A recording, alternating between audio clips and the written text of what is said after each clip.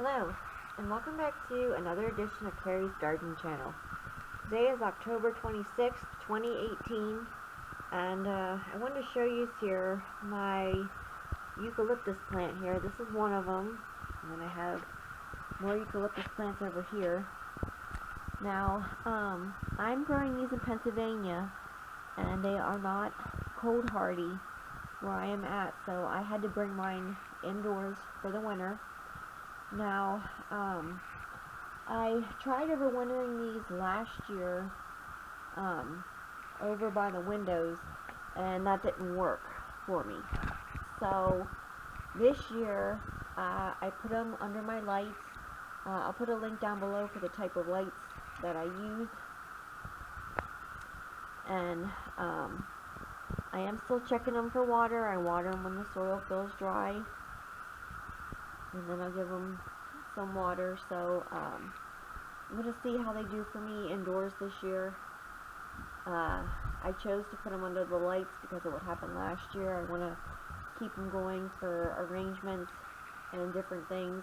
Now this particular container here does have more than one plant in it. I had just put some together in a container, so I had them. And then I do have a single one back here, and you can see that one there is bigger. It's growing at a different spot during the summertime. So I just want to give you a quick update on that. So if you live in an area where it's going to get cold, you're going to get frost or freezes, definitely move them indoors if you want to try and overwinter them.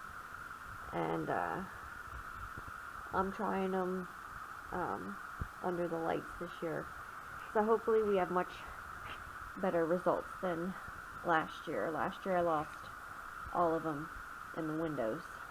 So,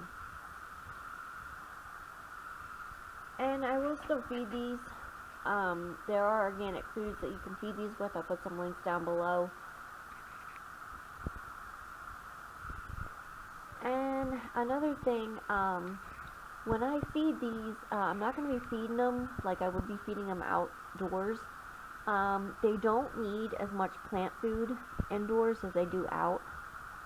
So that's something you want to keep in mind when, if you do choose to feed yours, if you bring them in and choose to feed them.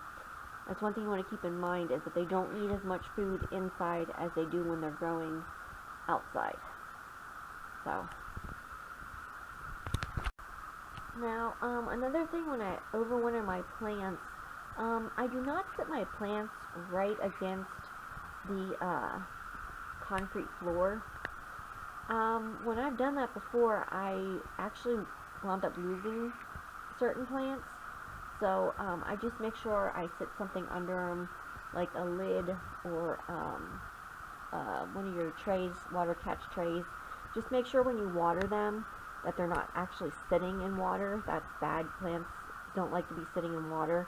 You can let them soak for about 6 minutes. Let them soak up some water, but just discard the rest of it after 6 minutes, because we don't want to rot the root system. So that's something that you want to make sure you don't have your plants sitting in standing water, because that's really bad for them.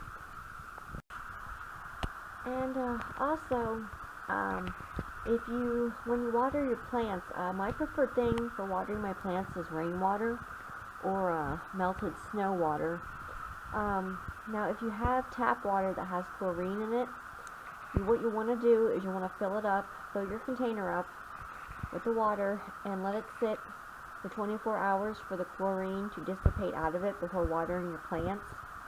Chlorine can actually damage your root systems on your plants, so that's not a good thing. Just make sure before you water your plants with tap water, if you have chlorine in your water, let it sit for 24 hours before you water them with it. And plants also like warm water better than cold water. So like when I collect my water, I let it warm up to room temperature before I actually water my plants. So So if you like my video, please like, comment, subscribe. If you have any questions, you can leave them below and I'll try and answer them for you. Please don't forget to hit that little notification button. I'll try to put a new video on. Thank you for watching and have yourself a nice day. Bye.